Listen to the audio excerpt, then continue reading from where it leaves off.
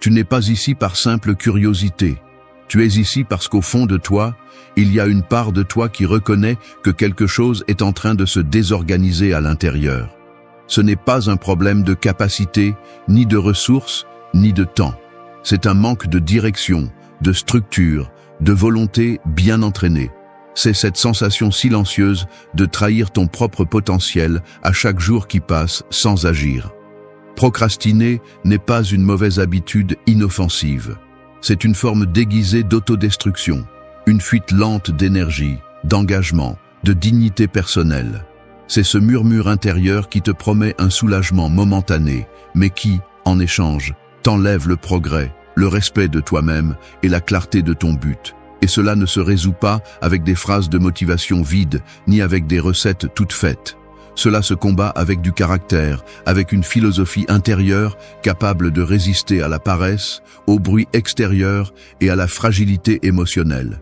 Il faut de la discipline, mais pas une discipline fondée sur les cris ou la culpabilité. Une discipline construite de l'intérieur, à partir d'une conviction claire et inébranlable. Si tu veux vraiment arrêter de remettre à plus tard, alors la première chose que tu dois abandonner, c'est le mensonge. Cesse de répéter que tu n'as pas le temps, quand ce qui te manque réellement, c'est une structure mentale. Cesse d'attendre le moment parfait, car ce moment n'existe pas. Si tu n'agis pas avec ce que tu as aujourd'hui, tu n'agiras pas non plus demain avec plus. Il n'y a pas de clarté sans sacrifice, pas de concentration sans renoncement, pas de progrès sans inconfort durable. Le stoïcisme n'est pas fait pour te faire te sentir mieux, il est fait pour te transformer en quelqu'un qui agit même au milieu du chaos. Il n'est pas là pour te calmer, mais pour te préparer. Il est venu t'apporter une base, une direction, de la fermeté. Il est venu te rappeler que la vie ne s'arrête pas pour t'attendre. Celui qui remet son devoir à plus tard ne prend pas de retard. Il se détruit lui-même. Marc Aurèle, Épictète, Sénèque, aucun d'eux n'a vécu dans le confort. Ce furent des hommes forgés sous pression, qui ont appris à utiliser leur esprit comme un bouclier et comme une lance. Et ils ont tous compris quelque chose que l'on semble avoir oublié aujourd'hui. Celui qui reporte l'essentiel s'éloigne de lui-même. Ce message n'est pas un contenu léger, il n'est pas là pour t'amuser, ni pour te nourrir d'illusions. Il est là pour te déranger, te pousser, te réveiller.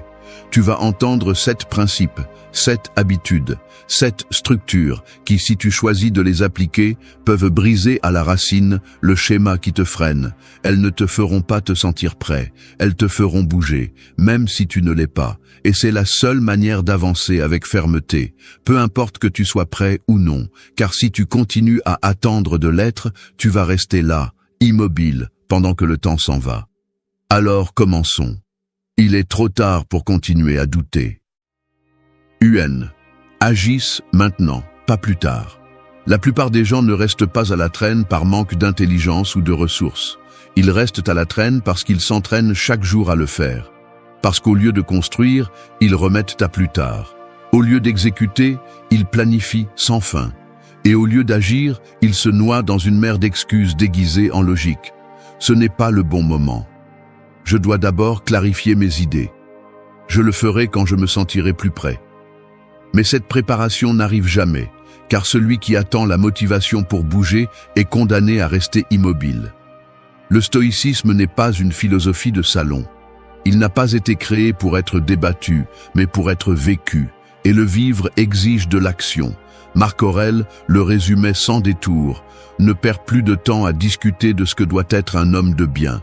Sois-en un. Cette phrase contient une vérité brutale. Ce que tu ne fais pas aujourd'hui, tu ne le feras pas demain simplement parce que tu y auras davantage réfléchi. Peu importe combien de fois tu l'analyses, peu importe la quantité de théories que tu accumules, sans action, il n'y a ni progrès, ni transformation, ni respect de soi. Chaque fois que tu repousses ce que tu sais devoir faire, tu affaiblis ta volonté. Tu apprends à ton esprit qu'il est permis de négocier avec la responsabilité. Et ainsi, peu à peu, la procrastination devient ta réponse automatique à tout ce qui dérange, à tout ce qui demande un effort, à tout ce qui te défie. Agir maintenant ne signifie pas tout faire, ni tout faire parfaitement. Cela signifie cesser de permettre au doute de te paralyser. Cela signifie reconnaître que l'inconfort n'est pas un signal de danger, mais de croissance. Que si quelque chose fait mal, mais que tu sais que c'est juste, alors tu dois le faire. Pas quand ce sera facile, pas quand tu en auras envie, maintenant. Le stoïcien ne se meut pas par caprice émotionnel, il agit par devoir. Si quelque chose doit être fait, il le fait, avec peur, avec fatigue, avec doute. Mais il le fait. L'action est le seul vrai remède contre la procrastination. Pas l'intention, pas le plan, pas la réflexion éternelle. L'action, même minime. Car chaque mouvement, si petit soit-il, montre à ton esprit qui commande. Tu veux changer ta vie? Tu veux cesser de remettre à plus tard tes objectifs, ta discipline, ton évolution? Alors commence par briser cette habitude là où elle se brise vraiment, au moment où tu décides d'agir, même si tout en toi crie de t'arrêter. Cette décision, ce pas inconfortable, est le début de ta transformation. 2. Définis ton devoir avant de commencer la journée. Le problème n'est pas seulement que tu procrastines. Le vrai problème, c'est que tu te lèves chaque jour sans direction claire. Tu ne sais pas exactement ce que tu dois faire, pourquoi tu le fais, ni quelles sont les conséquences de ne pas le faire. Et quand l'esprit n'a pas de cap, le corps tombe dans n'importe quelle distraction, offrant une gratification immédiate. C'est ainsi que cela fonctionne. Ce qui n'est pas défini se disperse. Le stoïcien ne commence pas sa journée en attendant que le monde s'ajuste à lui. Il la commence par une décision consciente, parce qu'il sait que, s'il ne prend pas le contrôle de son devoir, il sera entraîné par les exigences des autres, par ses émotions du moment ou par le chaos extérieur. Épictète disait qu'on ne peut pas contrôler tout ce qui nous arrive, mais qu'on peut contrôler comment on se prépare à y faire face. Et une partie de cette préparation, c'est la clarté. Savoir quelle est ta responsabilité aujourd'hui, pas demain, aujourd'hui. Car si tu ne sais pas quel est ton devoir le plus important, tout te semblera urgent. Chaque excuse semblera logique. Et toute distraction sera justifiée. Quand tu définis ton devoir, tu prends les commandes. Tu ne réagis plus, tu agis. Tu ne dépends plus de ton humeur du matin ni de ton énergie. Tu prends tes décisions avec la raison, non avec le caprice. Et c'est cela la différence entre vivre activement et être esclave de ton environnement. Il ne s'agit pas de remplir une liste de tâches inutiles. Il s'agit d'identifier ce qui soutient vraiment ton identité, ton but, ta discipline. Peut-être que ce devoir, c'est entraîner, étudier, écrire, diriger, travailler en silence, maintenir une habitude. Peu importe ce que c'est. L'important, c'est que tu le définisses clairement avant de commencer ta journée. Pas pendant, pas après, avant. Et une fois défini, ne le négocie pas. Ne l'adapte pas à ton état émotionnel. Ne le reporte pas à quand tu te sentiras plus concentré. Parce que la concentration n'arrive pas par magie. La concentration est le fruit d'une décision préalable. Celle d'avoir choisi avec fermeté quel est ton devoir, puis de l'accomplir sans laisser l'émotion du moment le saboter. Les stoïciens comprenaient que le chaos du monde ne peut pas être évité, mais qu'il peut être affronté avec un ordre intérieur. Et cet ordre commence lorsque toi, peu importe ce qui se passe à l'extérieur, tu définis avec fermeté ce que tu vas construire aujourd'hui. Parce que si ce n'est pas toi qui le décide, quelqu'un d'autre décidera à ta place.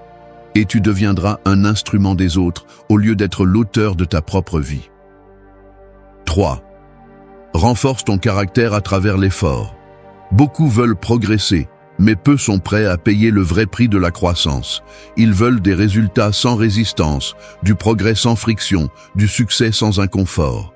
Mais le caractère ne se forme pas dans la facilité, il se forge dans la difficulté, dans ce qui coûte, dans ce qui fait mal, mais qu'on fait quand même.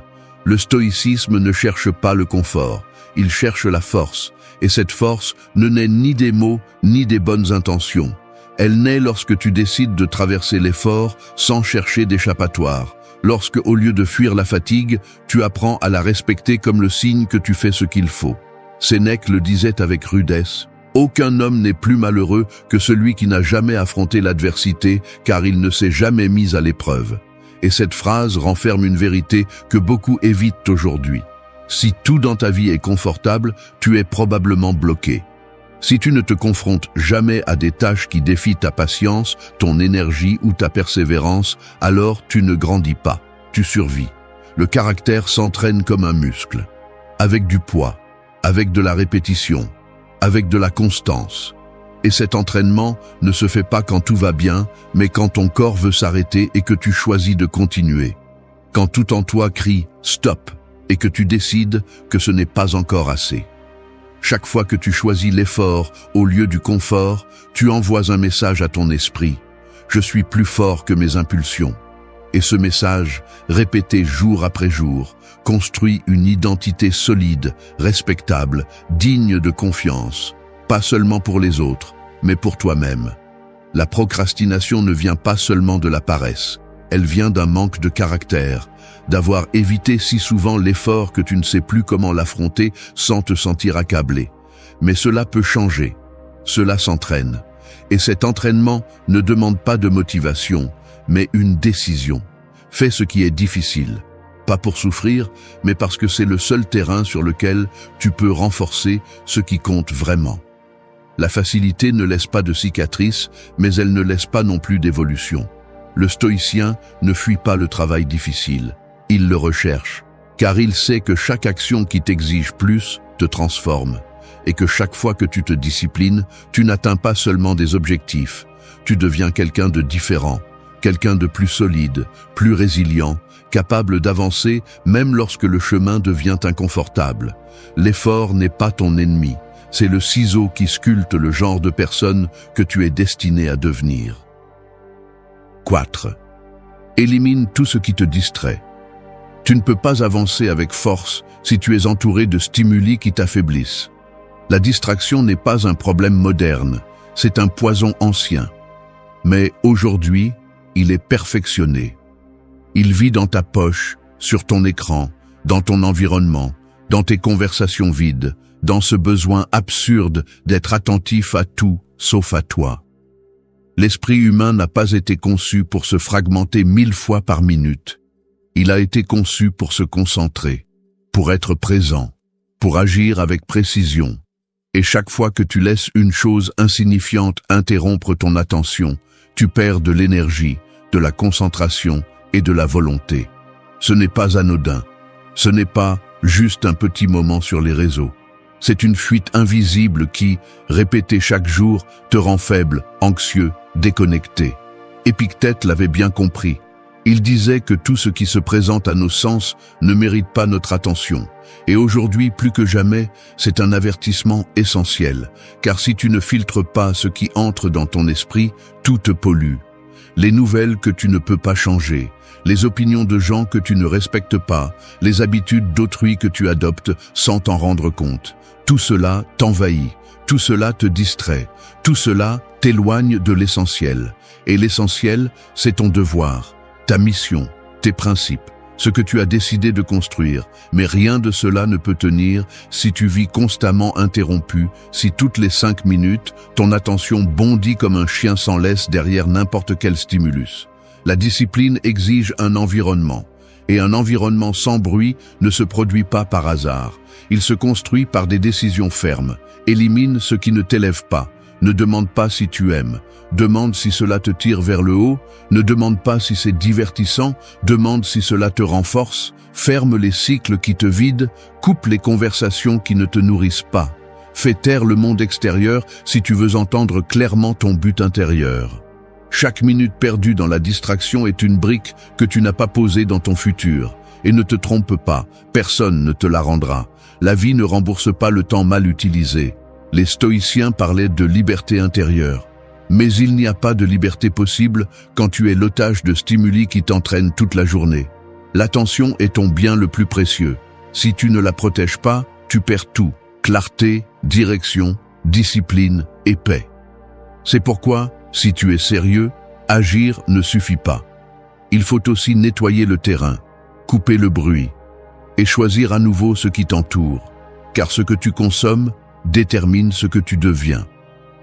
5. Vis en te rappelant que le temps s'épuise. La plupart des gens vivent comme s'ils avaient une éternité devant eux, comme s'il pouvait remettre à plus tard sans conséquence, comme si demain était une garantie gravée dans la pierre.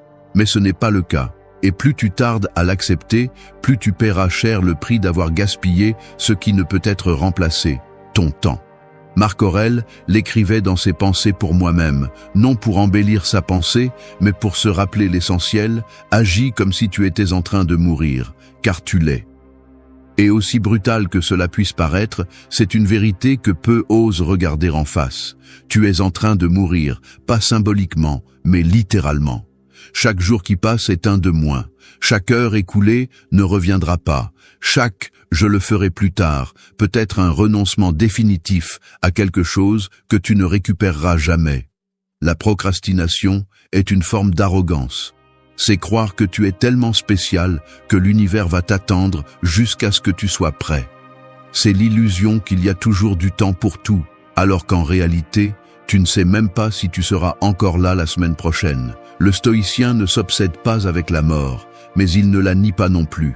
Il l'utilise, il en fait une perspective, une force, une clarté. Parce que savoir que le temps est limité donne de l'urgence à ce qui est important et retire le pouvoir à ce qui est superficiel.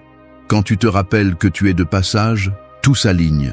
Tu cesses de vouloir plaire à tout le monde. Tu cesses de gaspiller ton énergie dans des conflits inutiles. Tu cesses de vivre comme si tes jours étaient infinis. Penser à la mort ne t'éteint pas. Ça te réveille, car alors chaque action compte, chaque décision pèse, chaque seconde devient précieuse. Et c'est là que le vrai changement surgit. Pas quand tu es motivé, mais quand tu comprends, avec toute la brutalité possible, que tu ne peux plus perdre ton temps avec des excuses. Pas envie aujourd'hui? Très bien, fais-le quand même. Fatigué? Bien, accomplis ta tâche quand même. Parce que l'horloge ne s'arrête pas pour t'attendre. Parce que la vie n'a pas de bouton pause. Et parce que chaque jour vécu sans conscience est un jour offert en échange de rien. Souviens-toi de ceci, tu n'es pas trop jeune, ni trop occupé. Tu es simplement distrait du fait que tout cela va se terminer. Et quand ce sera fini, ce qui pèsera, ce ne seront pas tes rêves, mais ce que tu as accompli, ce que tu as construit, ce que tu as osé maintenir. Vise avec cette urgence, pas avec de l'anxiété, mais avec une direction. Car seul celui qui se rappelle que le temps s'épuise vit comme s'il était réellement vivant. 6. Prends la responsabilité de tout sans excuse. Rien ne sabote autant la croissance que l'habitude de blâmer le monde. Tes parents, ton entourage, ton passé, le climat, l'algorithme, tout sauf toi. Mais tant que tu croiras que quelque chose d'externe a le contrôle, tu ne changeras pas. Car le changement ne survient pas quand tu comprends ce qui t'est arrivé, mais quand tu assumes ce qui t'incombe, même si ce n'était pas ta faute. Le stoïcisme est brutalement clair à ce sujet. Tu ne choisis pas tout ce qui t'arrive, mais tu choisis ta réponse. Et cette réponse n'est pas émotionnelle, elle est éthique. C'est une décision de vivre comme l'auteur de ta vie, pas comme la victime de ton contexte. Épictète l'expliquait ainsi, ce n'est pas ce qui t'arrive qui te nuit, mais le jugement que tu portes dessus. Ce ne sont pas les obstacles qui t'arrêtent, c'est ton interprétation fragile, c'est ta résistance à accepter que, même si tu as de bonnes raisons de te sentir mal, cela ne t'exempte pas d'agir avec intégrité, discipline et fermeté. La responsabilité ne signifie pas porter des fautes qui ne sont pas les tiennes. Elle signifie prendre le contrôle de ce que tu peux faire à partir de maintenant. Cela signifie arrêter de répéter l'histoire de ce qu'on t'a fait et commencer à construire ce que tu choisis d'être aujourd'hui. Car si tout ce que tu es dépend de ce qui s'est passé, alors tu es toujours prisonnier.